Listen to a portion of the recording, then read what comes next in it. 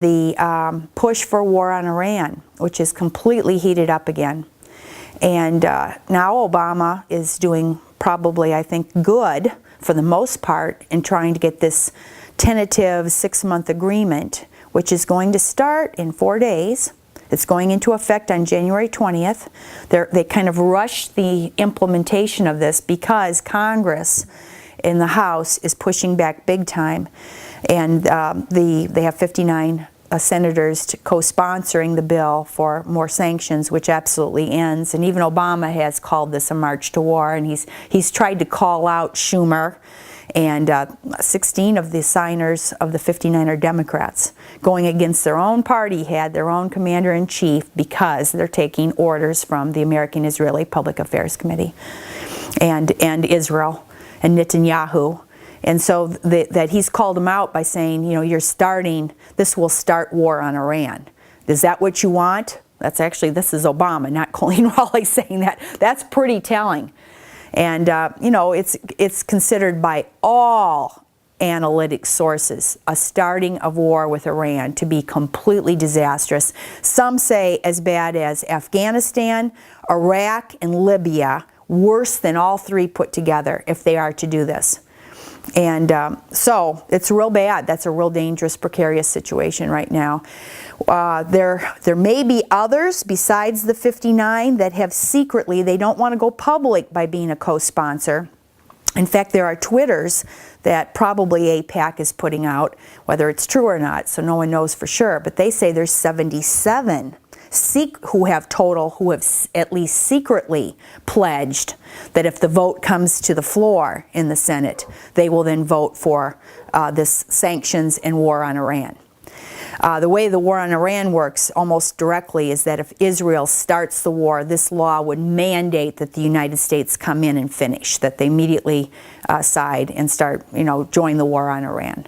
So it basically leaves, actually, I will also say, I'm not a fan of Dianne Feinstein for her stance on the NSA, but she gave a real strong speech against the harsh sanctions bill, saying, quote unquote, from Dianne Feinstein, do we want to let the foreign country of Israel decide the United States' foreign policy? That came out of Dianne Feinstein's mouth. And so the committee heads, and Feinstein is the intelligence committee head, they have signed a letter backing Obama's diplomacy. Okay, 10 of them. 10 committee heads have signed. Now, the ones who are pushing are all of the Republicans in the Senate, except for 2, Rand Paul and somebody else. Have signed on to this, and of course McCain and Lindsey Graham are the main, what they call neocon 3 amigos is their little nickname. So they're always they've been constantly pushing for war in Iran for a decade now or more. And so they're the ones really behind it. But then these Democrats like Schumer, the ambitious Democrats like Kirsten Gillibrand, who has been promised higher places and stuff, they're also going along with it big time. So it's AIPAC is behind the whole thing, very powerful lobby that literally controls, for the most part, with the recent exception of launching the bombing of Syria, where they lost. That's the first time in recent history that AIPAC has lost on any issue. And they sent their lobbyists out at the time in order to push for the bombing, this limited, they called it a punitive bombing of Syria. And because of the way the events unfolded with Putin and this deal that was worked out at the last minute, AIPAC lost. So we're hoping that they will lose again on this issue, but it's hanging by the thread right now of Harry Reid, the Senate Majority Leader, has to bring it, even though there's, again, over this high majority, he still has to bring it to the floor.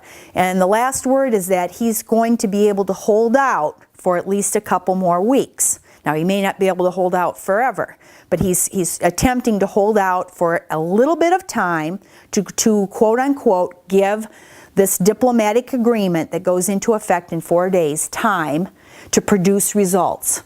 That's all. I mean, you're looking, again, this reminds me of a movie, right, where the train is coming and they're trying to do something at the last minute, because that's kind of what it is. I mean, precarious as all get out. So they have to show in this very short time period some limited progress that they then can claim that, you know, we're on the road to working out an agreement. And so, because the other side, the AIPAC side, is claiming just the opposite.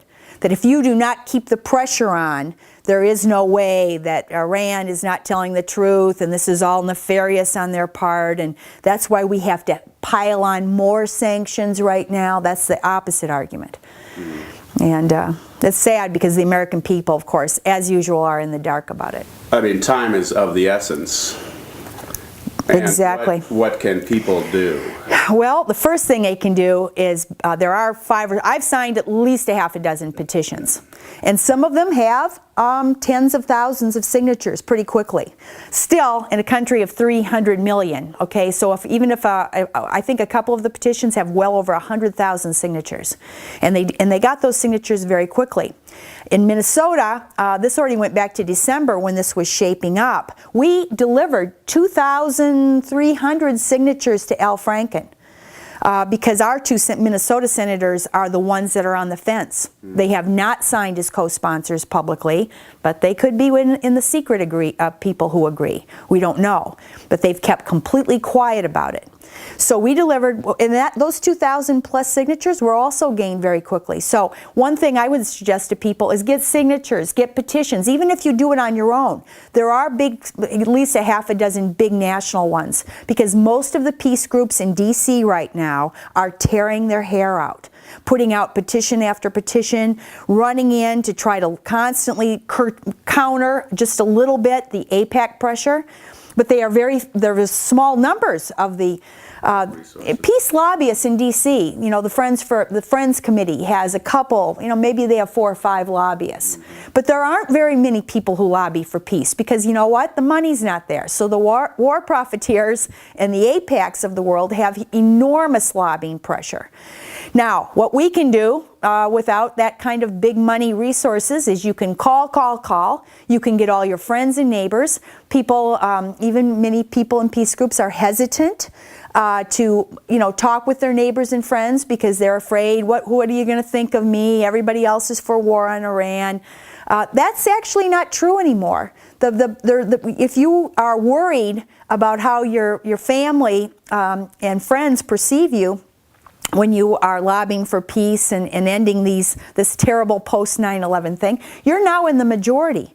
And a lot of people haven't quite recognized that. You're in the majority also because there is an alliance between what I always call the good conservatives. And especially in Iowa, I grew up in Iowa with GRASSLEY his wife was from my hometown of New Hampton. And you know, the good fiscal conservatives, who was the great Hickenlooper? Am I ringing a bell? Oh yeah. Okay, the Hickenlooper type, good old fiscal conservatives who were not reckless. They would be appalled right now at the trillions being spent by the military-industrial complex that Eisenhower, another Republican, warned against. So this alliance is between the good fiscal conservatives and libertarians, the ones who have seen the rule of law being eroded, the constitutional rights, the Fourth Amendment, First Amendment, just almost now we're in a McCarthyism type situation. So those good conservatives and libertarians, civil liberties folks, align now with the progressives. And so when you add those groups up, it comes to like 60% of the American public who does not want, and this was evident in lobbying, in the public angst at going to war in Syria. It was obvious. When they did the polls right away, there was this high majority of people who did not want to bomb Syria. Well, that same group exists with Iran. But it's not evident in D.C. Okay, so even if you do a poll and you say, well, they're the silent 60%, they don't do anything. The other group is the noisy, big money group that is going to fuel our campaigns. So even though they're a minority, AIPAC certainly is a minority in terms of public opinion, they are the ones with the big money. They're the ones who come in and hand, I think Al Franken now has over $4.5 million. He's up for re-election. Where did that money come from? A lot of it came from the APAC, larger APAC and its related lobbies. So the average person doesn't donate money to political campaigns, or if they do at all, it's their token, whatever they can afford, $50 or something like that. So this big money now, and this is, of course, the underlying problem in the United States, is that there is a huge amount of corruption in electoral in voting and electoral campaigns due to the Citizens United, which just is the latest straw. So what we need to do is we need to counter that power and pressure in ways, the cheap, obviously frugal ways, lots of calling, lots of petitions, lots of writing, lots of media attempts to reach wider audiences. And I'm a little bit of a critic on the side of the progressives, because a lot of this attempts to reach is in church basements, where they're basically just reaching the choir. This is, for 12 years now, when you have an event with a great speaker, Jeremy Scahill comes to town or whatever, where is the event where you have this great education effort? In a church basement. And who does that draw? Again, we have a consensus out there. Keep that in mind. There is a consensus with good conservatives and civil liberties folks. Let's get together, because when we can get that group together and get that 60% together, it will make a difference. Now, and Al Franken will have to think. It's not just about the millions of dollars from AIPAC. There are some people who may vote against me. He only won by 300 votes on a recount. His first election. And so he should be extremely susceptible on this next time around, right? There's not even a Republican of stature running against Al Franken right now. And the same thing with Klobuchar. She's got something like, say, 60-some%. And yet both of them have mostly voted for war, mostly voted for the NSA spine. And there should be some pressure on them, but there isn't. Are you familiar with GRASSLEY's position? On AIPAC? Whether he's signed or not. That's a good question. I do not know if he's... Yeah, well, he is. He is one of the... I said I didn't know. Sponsor. He has to be, because the only Republicans... Again, they made it kind of a litmus test on the Republican side, obviously. The only ones going against that are Rand Paul and somebody else. I forget the other guy's name.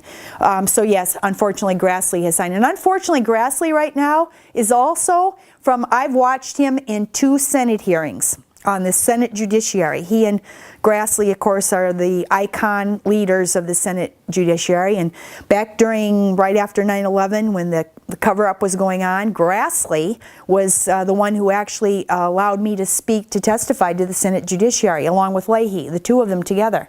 So GRASSLEY was known as a protector of whistleblowers, and he's been very good on this. Just lately, though, on the NSA, he is not on the side of Edward Snowden, protecting Edward Snowden. He's the opposite. He's really gone off, and I suppose it's party politics.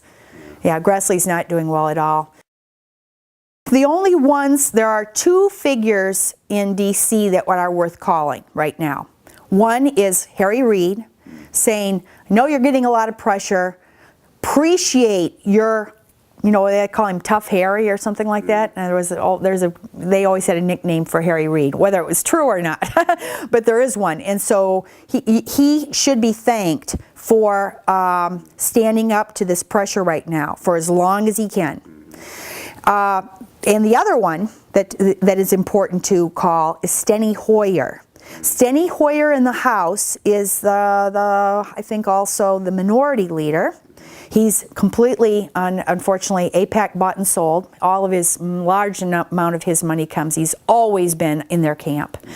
This time, up till now, he was working out a deal with Cantor in order to push through the House a very similar bill to the one in the Senate. They've already passed a bill in the House for tougher sanctions, already passed, even before the 6-month diplomatic agreement was on the table. So the House already has a bill. In fact, if the Senate passes, then they could just go to committee, because the House already has passed one a long time ago, before Obama's diplomatic efforts. Now, AIPAC, sensing that they're at an impasse, has gone back to the House. So this is a tactic on their part, because there already is a bill. They wouldn't have to go back to the House. They're going to try to get another bill through the House. And the reason for that is simply political, to put more pressure on the Senate. That's the reason for that. And Steny Hoyer may or may not cave to that. Yeah, up till now, he actually pulled out of an agreement he had with Cantor to put through a bill.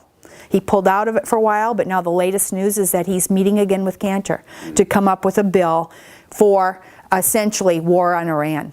And so Steny Hoyer would be the other one. And you know, we don't live in his district, none of us, so when you're calling from out of district, you have to come up with kind of an ingenious way of saying why this matters to Steny Hoyer, because you're not a voter in his district, and obviously unless you have a lot of money, you know, because he's taking his money from the Sheldon Adelson types out there. So anyway, think of a way, but it's not just calling and contacting. People in the media, especially in the alternative media like yourself, we should be doing this. Lots more YouTubes of average people of why it's important not to go to war on Iran. You know, I come up with a couple things. One is, you know, if you like the Iraq war, if you like the war in Afghanistan, which we all thought had been recognized as pretty serious mistakes. You know, the war, the bombing of Libya, that now has actually produced a stronger Al-Qaeda. Right now in Syria, because of what's gone on between Iraq and Libya, we have grown the amount of terrorism. How can we fall now for this nonsense that we're somehow in a war on terrorism, when in fact what we've done has increased and helped, kind of like bin Laden's wish at the time. So we thought that people had slowly begun to recognize that what's going on is really hurting national security. Not to mention the $17 trillion debt of these wars. And we're talking today on Martin Luther King Day, which, you know, he said, you know, if this continues to go on, we're going to approach spiritual death. With the amount of, because war does that. You can see it with our returned soldiers. It's a form of spiritual death. But it's also in the wider public right now with the increased violence, because we're selling violence as the answer. Militarization of yeah. peace. When you hear Lindsey Graham and McCain speak, what are they doing? They're selling that war is the answer, that violence is the answer. Then the susceptible people out there who have grown up playing video games, where they spend hours doing nothing but killing in a fantasy world. And they see the highest levels of our government now selling and speaking constantly about war being the answer. Well, why do you think the school shootings occur? This is what we're hearing. In fact, the Call of Duty video game, and I'm getting this actually from an Iowan who he posts on my Facebook from time to time. He's pasted a whole series of articles now that Call of Duty video game is exactly what the shooter at Newtown, but also others around the country who haven't been in a war zone, have grown up on. And of course, you know, this is scary stuff, because we, as a society and as a culture, we're just going down the tubes in this militarism. And it's actually destroying us from within. Exactly what Martin Luther King predicted. And 12 years, of course, this didn't happen very suddenly, but over 12 years, it's really happening now. So people, if we want to continue this in in a worse way than what has already been going on the last 12 years, just start war on Iran. Unbelievable. And, you know, for people not to be, just, you know, I know that there's a group out of, not Des Moines, kind of the Catholic worker, Frank Cordaro's group, a lot of nuns, priests, who realize that the spiritual death aspect, that this is actually now destroying the fabric of people. And they commit civil disobedience. So they'll go, you know, where their drone pilots are shooting down, and they'll step over the line. They're completely nonviolent, but they are committing a form, and their hope is that they will get some public awareness.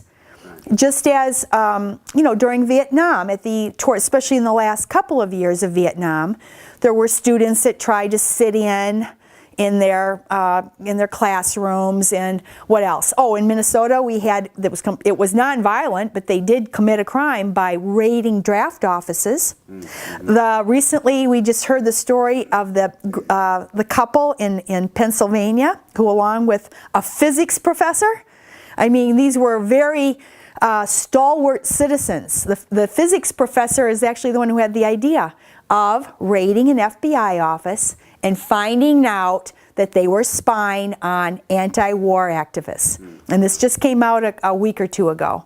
And it's in the New York Times and everything. So 40-some years, the secret was that this group of really, again, solid citizens, and I think there was that they said they were trained by nuns.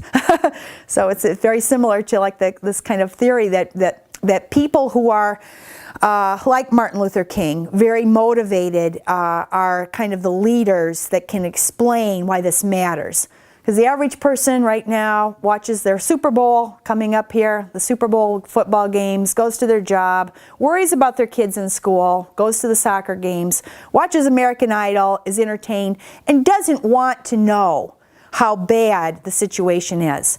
You know, if they're bombing people in Afghanistan, we don't see it on our news now. It's not like in Vietnam where we saw the little girl running that was napalm burned. We don't see this anymore. It's been completely sanitized for Americans. But there are people like Kathy Kelly, Frank Cordero, of course, before Martin Luther King, that really know. And when you know what's going on, there's a responsibility to act.